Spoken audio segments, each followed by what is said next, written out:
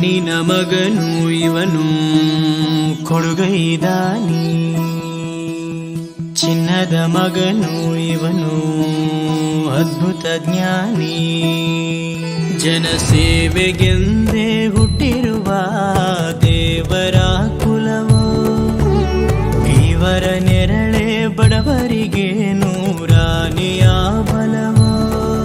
ಈ ಮಣ್ಣಿಗೂ ಇವರ ಋಣವೈತೆ, ಪ್ರತಿ ಉಸಿರು ಇವರನೆ ನುಡಿದೈತೆ.